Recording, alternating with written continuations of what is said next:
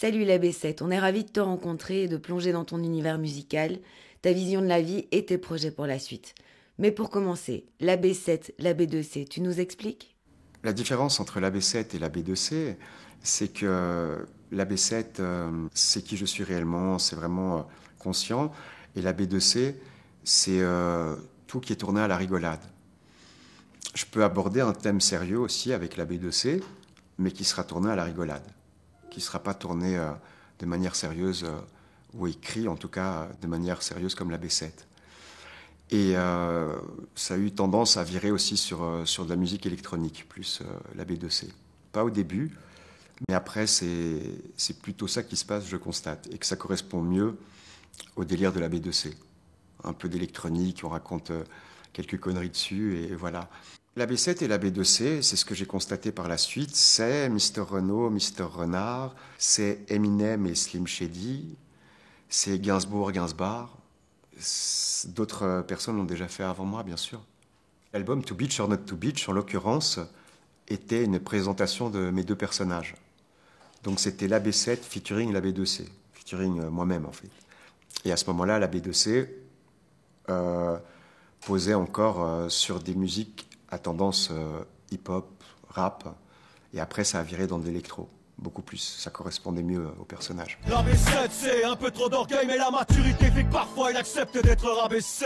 Il essaie, mais c'est pas constant. Il a une partie de folie, il en est conscient. La B7 n'a pas à confondre. La B7, la B7 n'a pas à confondre. La B7. Hey mec, la B2C, le gars qui s'engage à fond. Ici c'est la B2C, il est présenté comme un taré. Mais dis-moi combien tu paries depuis qu'existe Atari. Chargé dans les batteries, c'est bagassi, c'est pas terrible. Déplantez-vous des bactéries, car vous savez, il est pas guéri. La B2C vient te choquer comme un paparazzi. Parasite et puis parodie, paradant dans son paradis. Puis on lui dit t'es paré, dis par d'ici, t'es qu'un bar à qui tu parles à qui t'es paro, qui garo, qui calacaro. Ma première apparition réelle sur une mixtape, c'est sur Les Gendarmes, qui a été faite par DJ HMD à l'époque. Et moi, j'avais été pistonné par James Dino, qui avait réussi à nous placer sur la cassette. Je suis quand même assez fier parce que ça faisait pas longtemps que je rappais, puis que si je me compare au niveau de tous les autres sur la cassette, je pense que ça passe crème. Et bien sûr, j'ai évolué. J'écris plus de la même manière et je comprends beaucoup plus de choses par rapport à l'écriture et à comment se poser réellement, par rapport au flow aussi. Mais je peux être fier de cette prestation quand même, oui. Frappe les mineurs, en délit mineur, les éliminés. Un uniforme formé pour les vermines stélémines. Un coup de mine sur le papier, un coup de pied sur ta mine. J'examine tous les méfaits, j'ai bavé, ramassé trop de bavés, des bavures. De quoi en faire des tas, des tonnes de gravures. C'est grave et j'ai la haine pour tous, c'était qui. C'est à rappliquer, je lâche un rap bien appliqué pour m'impliquer au pied, au chloré, au bonnet, au sang des acquittés. ABC. Alors j'écris mes textes, ça dépend un peu, mais je les ai écrits souvent la nuit. C'était le moment où j'étais le plus inspiré. Mon travail d'écriture démarre de plusieurs manières. Soit je vais avoir un thème en tête, et du coup, là, je vais essayer de mettre plein de mots qui sont en rapport avec ce thème sur le côté, et de déjà essayer de trouver des rimes qui vont un petit peu avec les mots qui sont en raccord avec le thème. Et j'essaye de placer au moins ces mots et d'avoir une suite logique sans m'écarter du thème. Et parfois, il y a juste des mots qui m'inspirent, je trouve qu'ils vont bien ensemble, qui riment bien en multisyllabique. Et du coup, après, avec ces mots, j'en fais un freestyle. Alors l'écriture, pour moi, c'est à la fois thérapeutique et à la fois un exercice. C'est pour ça que j'ai une tendance à parfois changer de nom et à faire des choses différentes. Parce qu'une fois que j'ai vu que je savais écrire dans un certain style, j'ai souvent tendance à sortir de ma zone de confort pour voir si je peux écrire dans un autre style.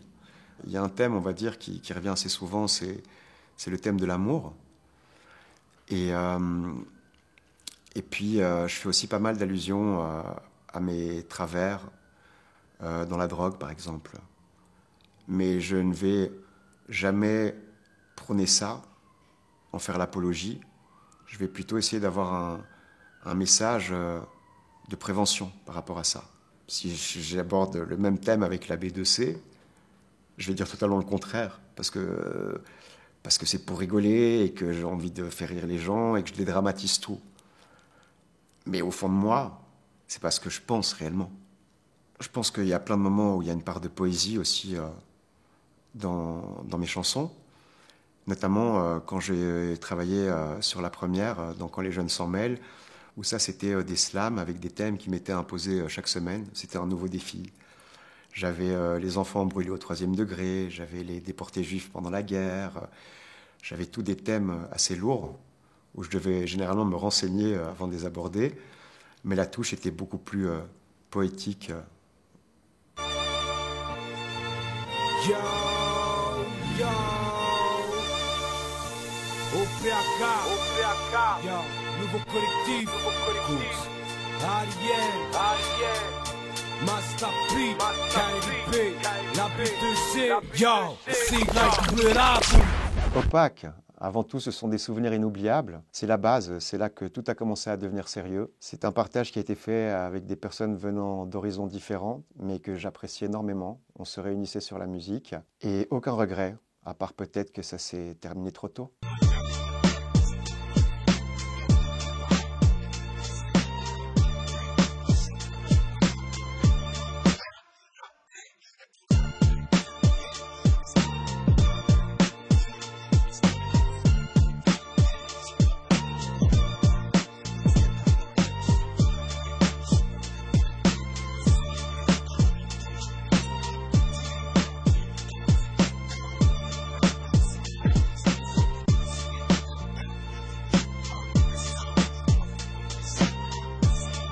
Je tiens quand même à remercier DJ Alien, qui faisait déjà des mixtapes à l'époque, qui m'a permis de poser sur ces mixtapes avant qu'on puisse créer OPAK, et que sans lui, il n'y a rien qui aurait pu se passer.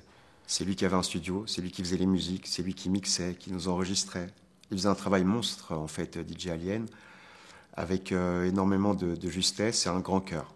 Donc, grand respect à cette personne. Pour passer du groupe à l'aventure solo, ça permet d'avoir une plus grande liberté par rapport au thème que tu veux aborder. En groupe, il faut que les thèmes nous correspondent à tous. Et notamment avec OPAK, on avait tous droit à 1 ou 2 solos par album. Et moi, on constatait qu'à chaque fois que je faisais un solo, il était beaucoup plus décalé. Il était beaucoup plus drôle. Il y avait beaucoup plus de jovialité, on va dire, qu'avec le rap de ce moment-là. Donc je pense qu'à un moment donné, on avait tous des univers qu'on avait envie d'approfondir à notre manière et qui nous correspondaient. Les scènes, je pense, les plus prestigieuses que j'ai pu faire, c'est le Festival de Dour à 2 reprises, notamment une fois avec Scylla, qui nous a invités en fait. Et puis j'ai dû faire 5-6 fois le Botanique via divers événements où j'étais invité, mais c'était pas moi en solo. J'ai fait Bruxelles Summer Festival, le festival Rhythmix aussi avant avec OPAK. J'ai aussi fait des scènes à Liège qui étaient beaucoup plus petites, mais l'ambiance était magique, excellente. C'était des soirées qui commençaient en rap et qui partaient en électro après. Et je faisais la transition parfois entre le rap et l'électro, ce qui me correspondait extrêmement bien. Mon premier tatouage, je l'ai fait à 15 ans. J'avais été chez le tatoueur et je voulais me faire une tête de Jésus sur l'omoplate. Et j'avais pas l'argent pour faire la tête de Jésus, c'était beaucoup trop cher. Donc je me suis retrouvé avec un petit diable rouge sur l'épaule qui a très mal vieilli. Il avait une petite fourche qui est devenue une cuillère. Et je me suis dit, heureusement que j'ai pas fait la tête de Jésus qui était beaucoup plus grande, parce que ce petit tatouage m'a fait morfler au point de vue de la douleur.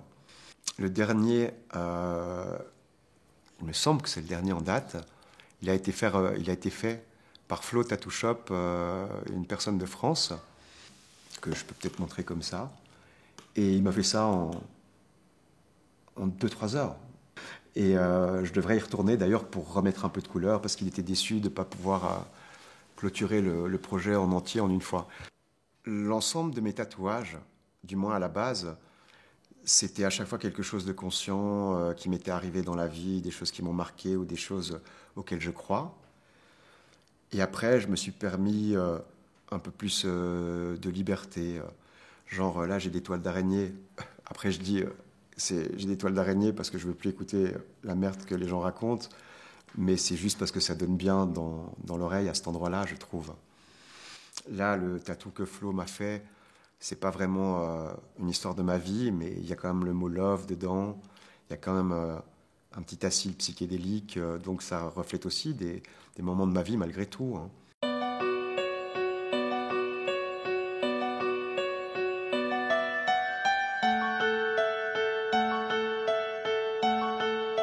Alors, mon monde à moi, quand j'étais gamin, jusqu'à l'âge de 7 ans, mes parents étaient ensemble. Et j'avais une peur bleue de mon père. Donc, quand ils se sont séparés, à la base, j'ai été soulagé, en fait. Ça me permettait d'être plus qui j'avais envie d'être. Vu tout le mal que mon père a fait à ma mère et le manque de fidélité et de respect, elle est partie en grosse dépression. Du coup, elle n'arrivait plus trop à s'occuper de moi non plus. Et j'étais extrêmement seul pendant cette période-là. Puis après, j'ai été chez mes grands-parents qui sont formidables. Et revoilà une femme abandonnée pour éduquer l'enfant, avec ce poids sur les épaules et sans la paix d'antan. Ça traversait mon regard toujours innocent, elle est partie de la joie, et là sa vie ressent. On me baladait le cœur, il était chargé, et puis j'ai dû la Donc j'étais aussi très seul dans ma chambre à jouer au foot contre les murs et des choses comme ça. Bon, il n'y avait pas de douche. Moi, je prenais des douches 3 fois par semaine quand je jouais au foot, en fait, d'une manière générale. Sinon, je me lavais à l'évier. Mais bon, j'étais petit, donc je réalisais pas vraiment, en fait, que les gens avaient généralement une salle de bain chez eux et tout ça. Oui, j'aimais bien faire des petites conneries par-ci par-là, quoi, sans avoir trop conscience de ce que je faisais. Parfois, je sais qu'on allait au McDo à Waterloo et il y avait les jeux dehors avec un jeu où il y avait des boules. Et nous, on était souvent avec 2-3 potes et on se cachait dans les boules et on attendait que le McDo ferme. Puis on ressortait des boules et on jouait pendant toute la nuit dans le McDo, dans l'espace de jeu du McDo et on repartait en escaladant les barrières et tout ça. Et voilà. C'était mignon comme bêtise, ça. Et quand je suis retourné chez ma mère, vers 12 ans, là, elle était avec mon beau-père. Puis j'ai eu un petit frère et je m'en occupais quand j'avais 13 ans parce que mes parents n'étaient jamais là. Ils étaient tout le temps au resto et quand ils finissaient, ils allaient encore manger ailleurs ou jouer au casino et tout des trucs comme ça.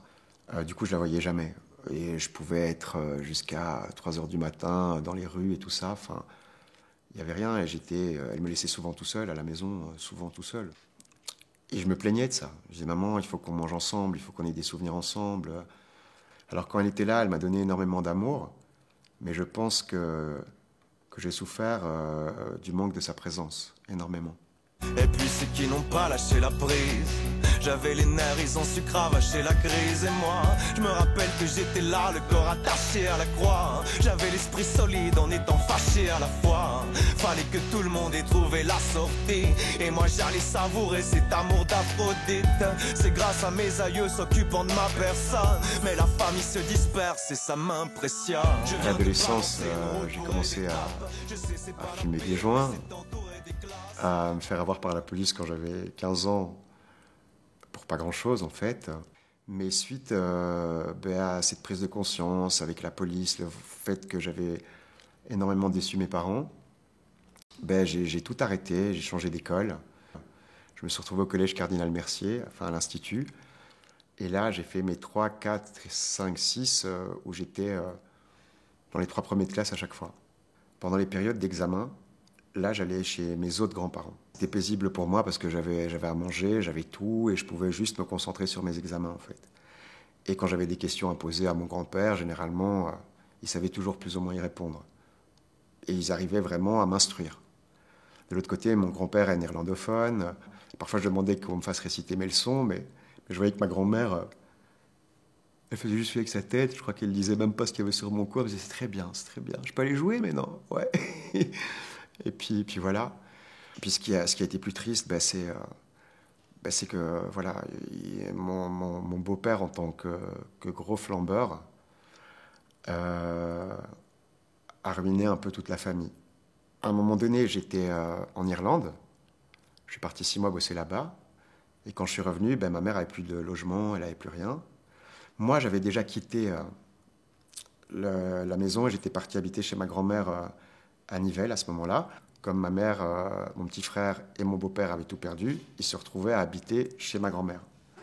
Donc en gros, il n'y avait plus de place pour moi en fait. Et c'est là que j'ai vraiment commencé ma vie en solo, aidé par des assistantes sociales et des personnes comme ça. Et donc j'ai pas parlé à ma mère pendant 18 ans. Je voulais plus lui parler. Quand j'entendais tout ce qu'elle me racontait, je trouvais ça horrible. Et puis mon petit frère a fait de nombreux allers-retours en prison. Mais malgré tout, elle me manque énormément. Et j'ai envie de la voir parce que ma mère est une personne avec un grand cœur qui a jamais pris de drogue, qui a jamais bu d'alcool, mais qui a été victime de son bon cœur. Elle n'aurait jamais dû vivre ça dans leur vie. Certainement pas ma grand-mère, qui avait un compte en Suisse, plusieurs maisons, et elle a tout donné pour le projet de ma mère et mon beau-père, qui n'a jamais abouti. Et elle-même s'est retrouvée à la rue après, en fait. Elle n'avait plus rien. Donc après, elle a été obligée de suivre ma mère dans toutes les galères. Et à l'heure actuelle, elle a 93 ans et elle suit encore ma mère dans toutes ces situations qui sont parfois très précaires.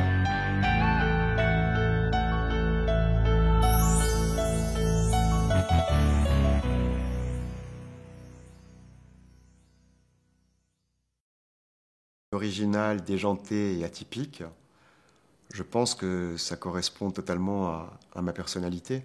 Bien qu'à l'heure actuelle, je suis quelqu'un de beaucoup plus posé, avec des valeurs qui ont évolué également.